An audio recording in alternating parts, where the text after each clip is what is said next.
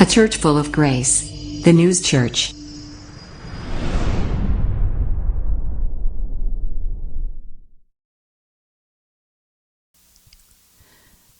우리는 때때로 내가 하는 말이나 행동이 정말 옳은지, 하나님이 기뻐하시는지 깊이 고민할 때가 있을 것입니다. 그리고 누구나 실수도 할 수 있어요.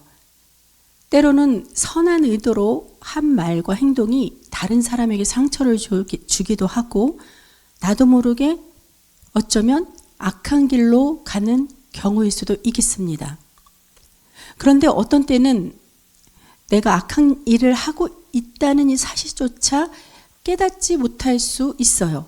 여러분도 그런 경험 있지 않으신가요? 그렇다면 하나님께서 보시는 행악자는 누구이며 반대로 하나님이 기뻐하시는 삶은 어떤 모습일까요? 오늘 말씀을 통해 함께 지혜를 얻는 귀한 시간 되길 바랍니다. 자, 본문 처음 28절입니다. 28절. 그들이 예수를 가야바에게서 관정으로 끌고 가니 새벽이라. 그들은 더럽힘을 받지 아니하고 유월절 잔치를 먹고자 하여 관정에 들어가지 아니하더라.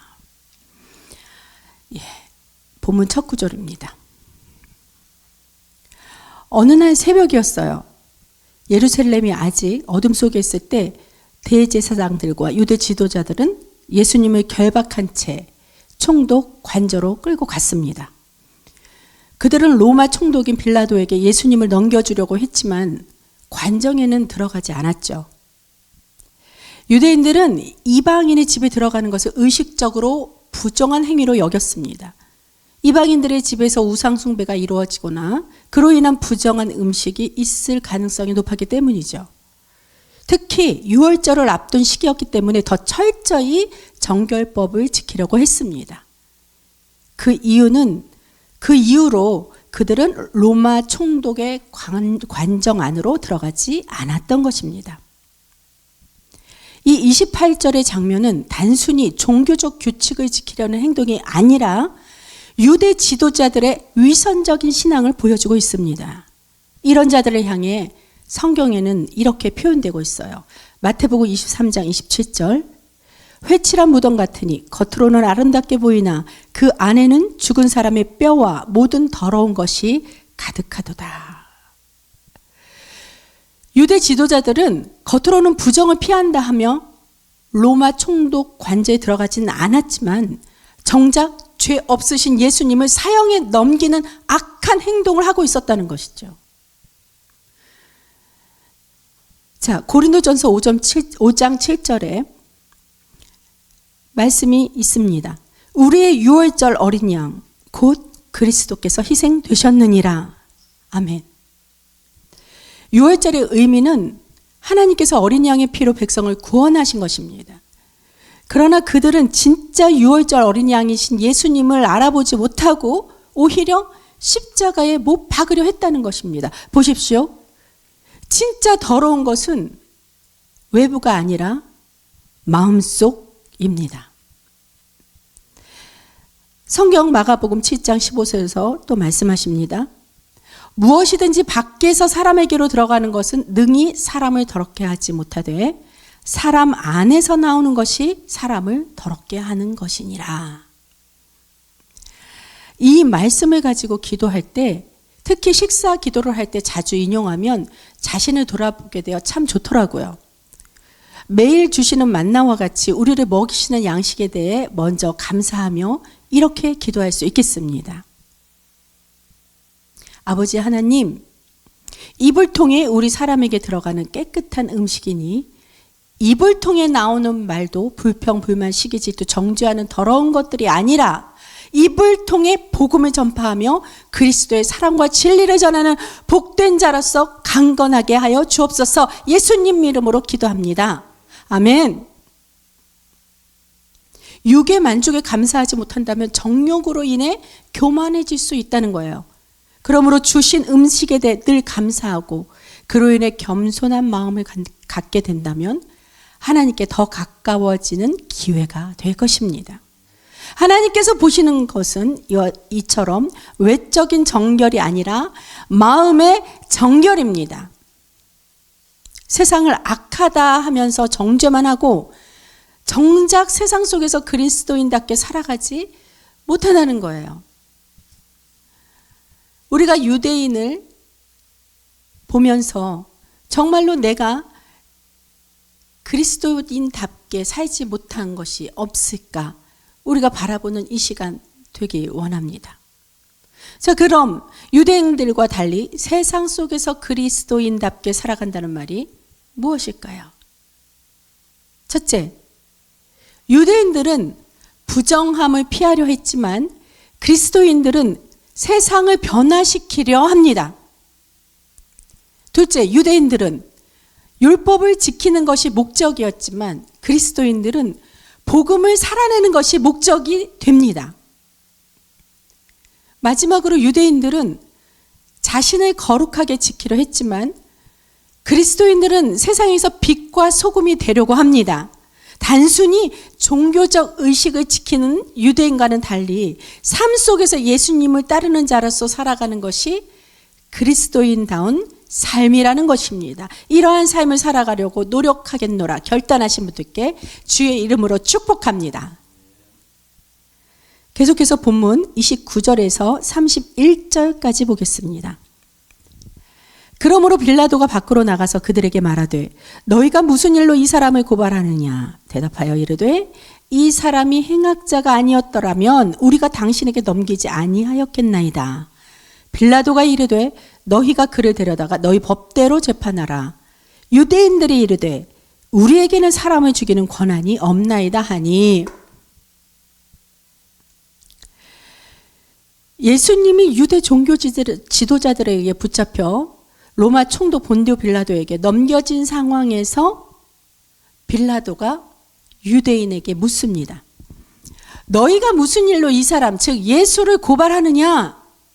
이렇게 물었더니 근데 유대인들의 대답이 모호했어요. 뭐라고 했습니까? 이 사람이 행악자가 아니었더라면 우리가 당신에게 넘기지 아니하였겠나이다. 그들은 예수님의 행악자라는 증거를 제시하지 못했다는 거예요.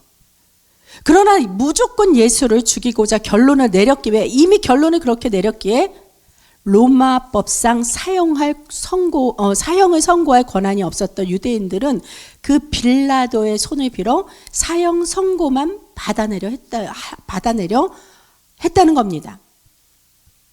이에 대해 빌라도가 너희가 데려다가 너희 법대로 재판하라 이렇게 말하죠. 빌라도는 예수님이 정치적 반역자가 아니라는 것을 직감하게 되고 유대인들에게 떠넘기려 했지만 결국 유대인들의 요구에 밀려서 종국에는 예수님을 십자가에 넘기게 되죠. 이 유대인들은 형식적인 재판을 통해 자신들의 책임을 회피하려는 모습을 보였고 빌라도 역시 자신의 권한을 갖고도 옳은 판단을 하지 못하고 회피하는 모습을 우리가 볼 수 있겠습니다. 이를 통해 우리는 이 시대와 이 나라 그리고 오늘날 우리가 처한 상황도 여전히 그때와 다르지 않다는 것을 깨닫게 됩니다. 사람들은 여전히 책임을 회피하고 권한을 가졌음에도 그 의무를 다하지 않는 모습이 오늘날 사회에서도 계속 반복되고 있습니다. 계속해서 본문 32절입니다. 이는 예수께서 자기가 어떠한 죽음으로 죽을 것을 가리켜 하신 말씀을 응하게 하려 함이로라. 아멘. 하나님의 계획은 변하지 않습니다. 유대인들은 돌로 쳐 죽이려 하지 않고 로마식 십자가형을 원했지만 보십시오. 유대인들이 사람을 죽이는 것은 돌로 쳐서 죽일 수 있었어요. 그러나 그러지 않고 십자가형을 택하려 했다는 것입니다. 이게 무슨 말씀입니까? 이미 예수님이 예언하신 대로 이 십자가에 달려 죽으실 것을 성취하는 과정이었다는 겁니다. 그 과정에서 유대인들과 대제사장들과 그 종교 지도자들이 쓰임을 당한 것입니다. 악하게 쓰임을 당한 것입니다. 이에 대해 요한복음 3장 14절에 모세가 광야에서 뱀을 든 것 같이 인자도 들려야 하리니. 또 요한복음 12장 32절에서 33절. 내가 땅에서 들리면 모든 사람을 내게로 이끌겠노라 하시니 이렇게 말씀하심은 자기가 어떠한 죽음으로 죽을 것을 보이심이로라.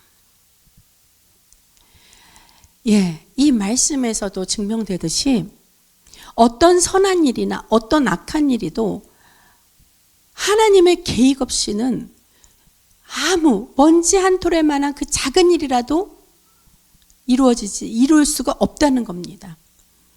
우리가 그러면 모든 것이 다 하나님의 계획 안에 있다는 거면 내가, 제가, 여러분이 어떻게 쓰임 받아야 하겠습니까?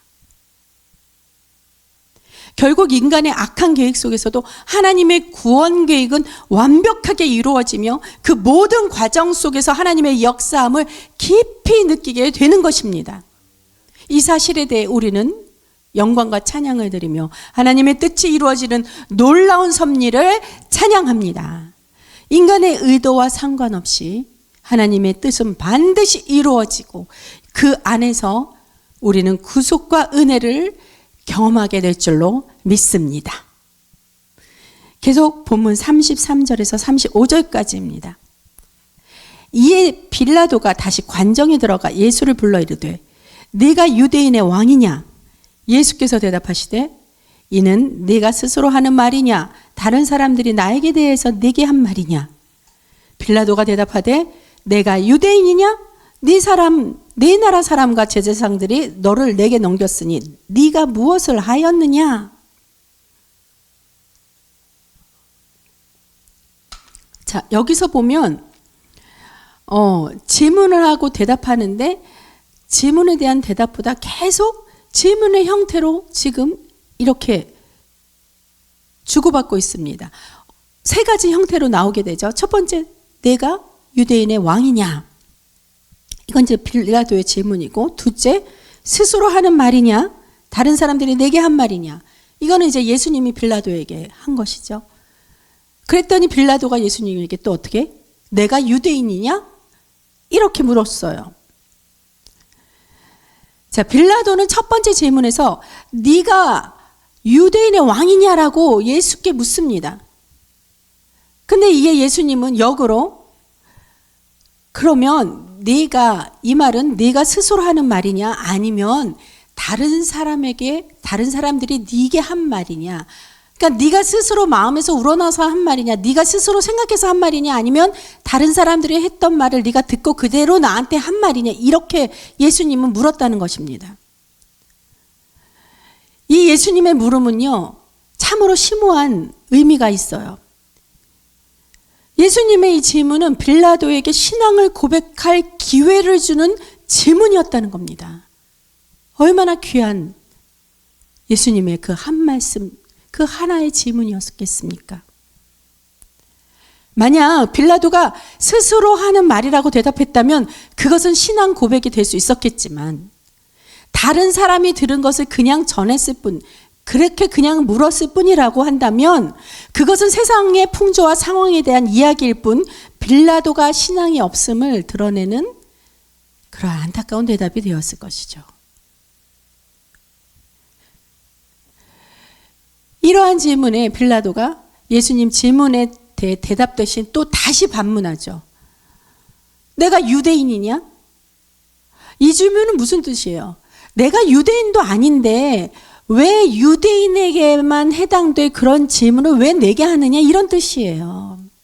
그러니까 유대인의 종교라고 여겼던 거죠. 우리가 예수를 믿는 것이 한낱 유대인의 종교고 한낱 이스라엘 역사입니까? 하나님께서는 온 인류를 구원하기 위해 예수님을 이 땅에 보내셨습니다.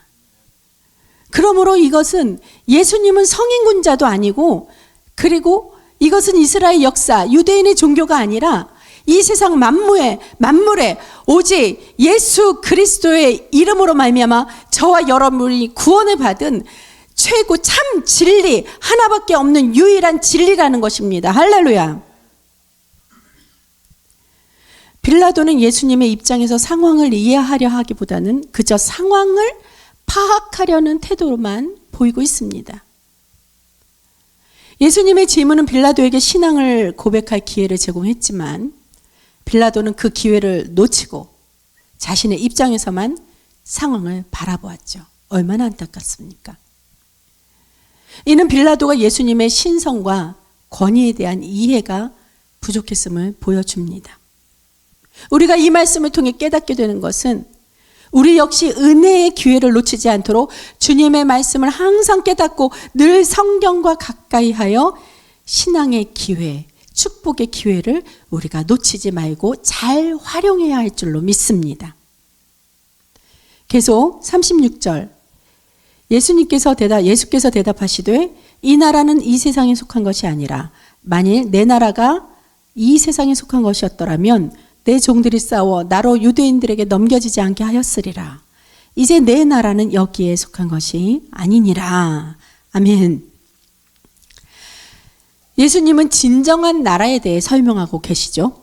예수님께서 말씀하신 내 나라, 즉 예수님의 나라, 하나님의 나라는 이 세상에 속한 것이 아니라 이 세상의 정치적 왕국과는 전혀 다른 차원의 나라라는 것입니다.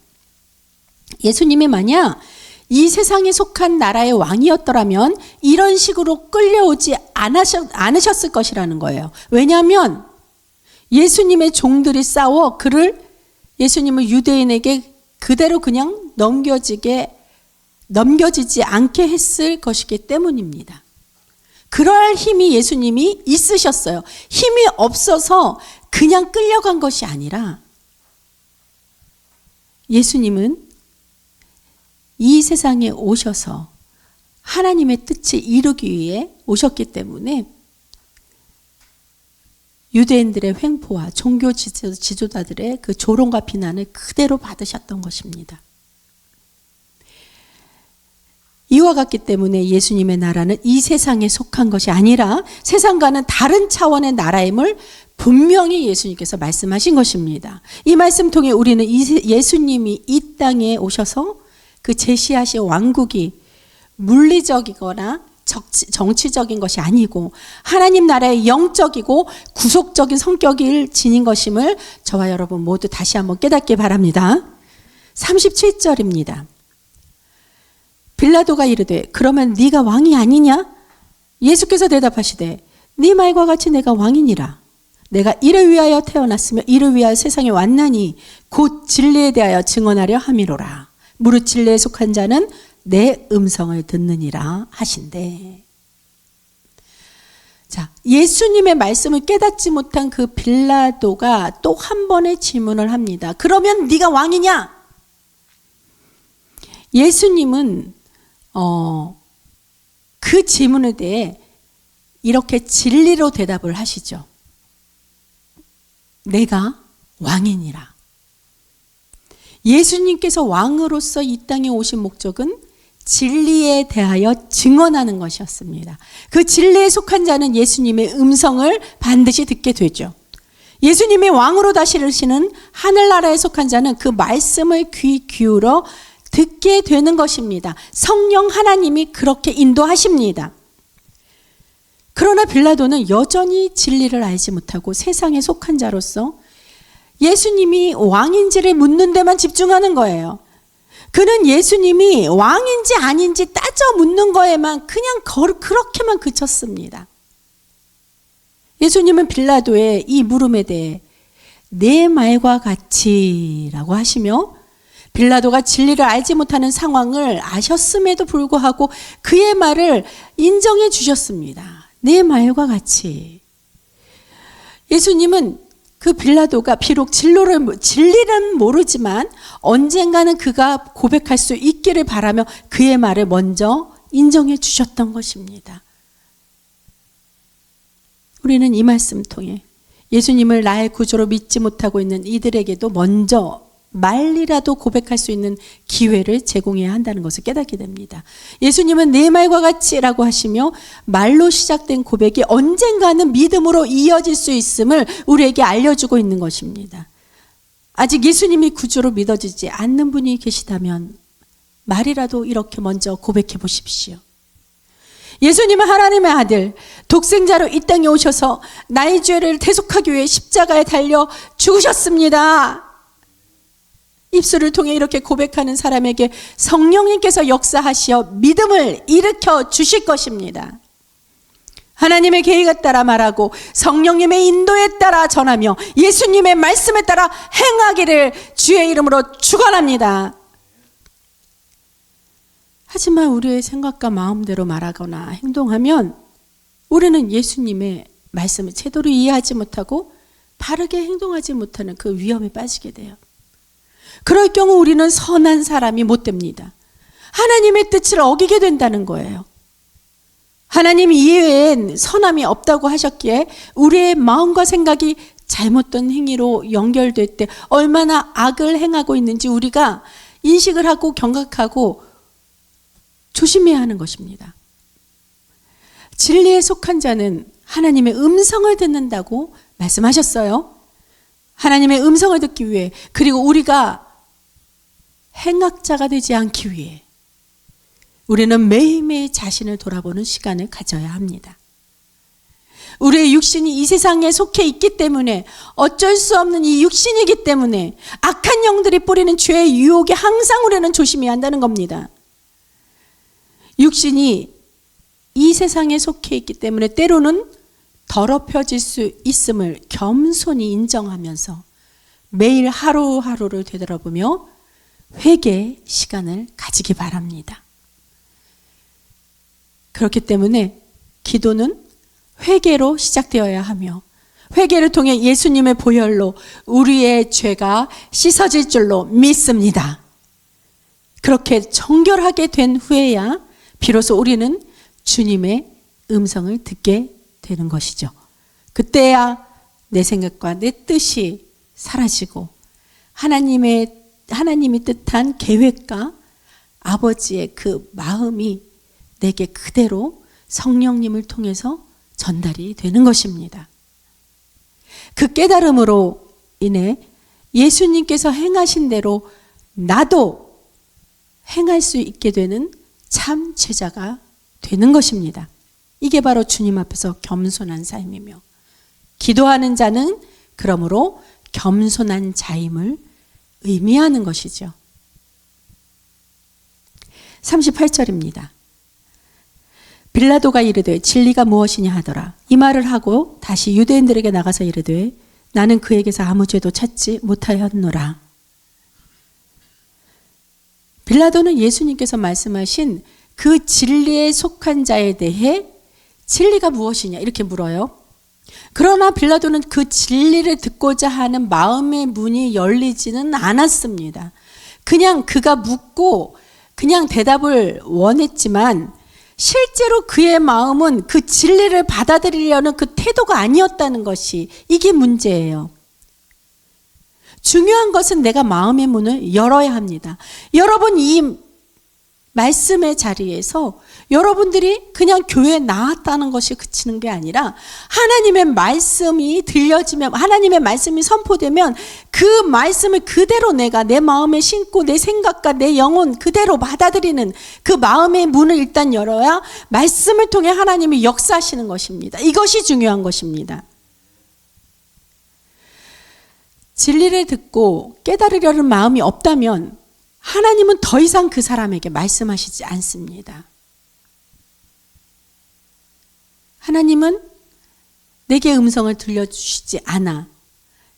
이렇게 하나님을 원망하기보다 내가 얼마나 하나님을 향해, 하나님을 얼마나 사랑하는지, 하나님을 향해 내 마음이 얼마나 열려 있는지 그것을 돌아보시길 바랍니다. 빌라도도 마찬가지였어요. 빌라도는 단지 이 진리에 대해서 그냥 이론적으로만 궁금했을 뿐이었던 것 같습니다. 때문에 진리를 받아들일 준비가 되어 있지 않다는 거죠. 빌라도는 예수님에게서 죄를 찾기 위해 여러 방법을 썼지 않습니까? 그러나 결국 예수님께서는 아무런 죄도 발견하지 못했다는 겁니다. 그는 예수님을 세상의 기준으로 판단을 했죠. 그가 세상에 속한 자이기 때문에 그 기준이 세상의 기준밖에 없었어요. 그런데 세상 속에서 찾을 수 있는 죄는 예수님에게 적용될 수 있습니까? 결코 없죠. 왜냐? 예수님은 이 세상에 내려오셨지만 그분은 만물의 창조자이며 주관자이신 오직 유일하신 우리의 구주 예수 하나님이셨기 때문입니다. 예수님은 사람의 육신을 입고 오셨지만 그 본체는 하나님이셨습니다. 그렇게 예수님만이 죄 없고 흠없는 분이심을 우리 모두 찬양하기 바랍니다. 빌라도는 예수님이 세상적 기준에 맞는 죄를 가지고 있는지 찾으려 했으나 예수님은 세상과는 다른 차원에서 오신 분이기 때문에 그 어떤 세상적인 기준으로도 죄를 찾을 수 없었다고 했어요. 예수님은 진리시고 그 진리 속에는 죄가 없으며 그것이 바로 그분의 신성과 완전함을 드러내기 때문입니다. 따라서 빌라도는 예수님의 진리를 깨닫지 못하고 단순히 예수님의 죄를 세상적인 기준으로만 찾으려 했다는 점에서 진리를 받아들이지 못한 그 안타까운 모습을 보여줬습니다. 39절, 6월절이면 내가 너희에게 한 사람을 놓아주는 전례가 있으니 그러면 너희는 내가 유대인의 왕을 너희에게 놓아주기를 원하느냐 하니, 이 구절에서 빌라도는 유월절에 따른 그 전례를 언급하며 유대인들에게 한 사람을 놓아줄 선택을 제공하고 있습니다. 유월절은 이스라엘 민족에게 구속과 자유를 상징하는 중요한 시기였고, 이는 이스라엘 백성이 애굽에서의 노예 상태에서 해방되었던 사건을 기념하는 절기입니다. 유월절을마다 맞아 전통적으로 죄수 한 명을 놓아주는 관습이 있었기에 빌라도는 예수님과 다른 죄수인 바라바 중 하나를 선택할 수 있도록 유대인들에게 묻고 있습니다. 빌라도의 생각은 유대인들이기 때문에 당연히 유대인인 예수님을 놓아줄 줄로 알고, 또 아니면 다른 마음의 생각이 또 있을 수 있겠지요. 그래서 이렇게 빌라도가 묻습니다. 너희는 유대인의 왕을 놓아주기를 원하느냐? 이렇게 물었어요. 근데 이렇게 질문했던 빌라도의 그 말 자체도 빌라도의 생각이 아니고 하나님께서 빌라도에게 그 질문을 하게 하신 것을 우리는 알 수 있어야 합니다. 이렇게 질문을 이렇게 묻는 것은 예수님의 유대인의 왕으로서 제시된 기회이기도 했어요. 이 시점에서 예수님을 놓아주는 선택은 그래서 유대인들에게 진정한 구속과 회개의 기회를 제공하는 순간이었다는 겁니다. 그들은 예수님을 놓아주고 구속의 길로 나아갈 수 있었으나 그 선택을 어떻게 하느냐에 따라 큰 차이가 있을 수 있겠습니다. 하지만 그들의 반응은 어땠습니까? 전혀 기대와는 달랐습니다. 그들은 예수님을 놓아주지 않고 대신 바라바를 선택했습니다. 이 선택은 회개의 기회를 거부한 것과 같았죠. 그래서 예수님을 받아들이지 않겠다는 결단을 내린 것입니다. 이 얼마나 안타깝습니까? 인간의 선택이 하나님 앞에서 얼마나 중요한지를 우리가 이 말씀을 통해 알 수 있습니다.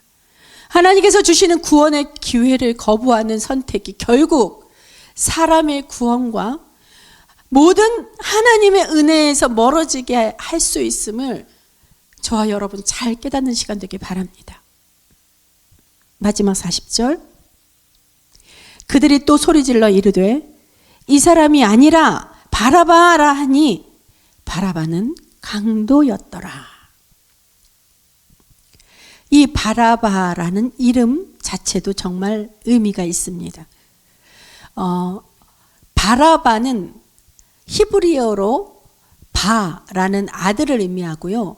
그리고 아빠라는 아버지를 뜻하므로 이 바라바는 이 문자 그대로 아버지의 아들이라는 뜻입니다.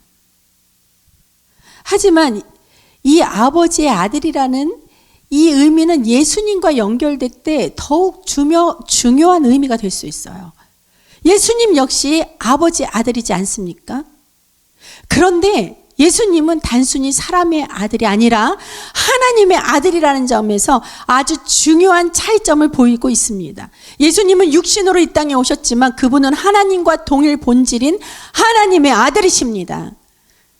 그러나 당시 유대인들, 특히 대제사장들과 유대 지도자들은 그 선택의 기로에서 하나님의 아들인 예수님을 거부하고 사람의 아들인 바라바를 놓아달라고 외쳤다는 겁니다. 바라바는 단순히 사람의 아들이었잖아요. 반면에 예수님은 하나님의 아들이었잖아요. 근데 어떻게 유대인들의 선택이 얼마나 안타까운 선택입니까? 유대인들이 바라바를 선택하는 그 순간 그들은 하나님을 버리고 인간적인 선택을 한 셈이었습니다.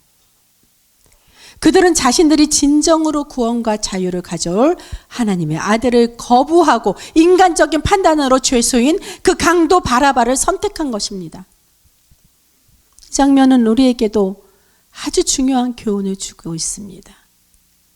우리가 선택해야 할 것은 사람의 아들이 아니라 하나님의 아들인 예수 그리스도여야 한다는 것입니다. 아멘. 인간적인 판단에 따라 하나님을 거부하고 세상의 기준에 맞는 것들을 선택한다면 결국 참된 구원의 길을 놓치게 되는 것임을 반드시 기억하기 바랍니다. 구원을 받았어도 우리는 예수님이 재림할 때 그때까지 구원의 완성을 이루어야 합니다.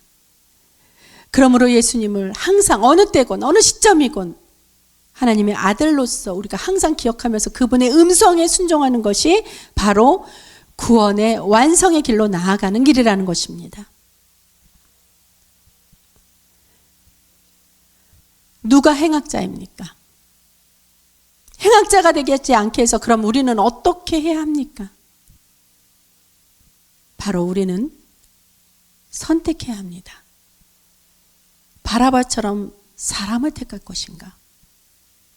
아니면 예수님을 택할 것인가? 예수님은 자신이 진리의 왕임을 분명히 밝히시지만 빌라도는 그 진리를 이해하려 하지 않고 옳은 선택을 해야 하는 순간에 사람들의 눈치를 보며 책임을 회피합니다. 예수님을 선택할 기회를 주었음에도 불구하고 빌라도는 정치적 상황과 인간적인 기준에 따라 예수님을 놓아줄지 바라바를 놓아줄지 결정을 미루고 결국 하나님을 선택하는 대신 사람의 기준에 따른 선택을 하게 됩니다.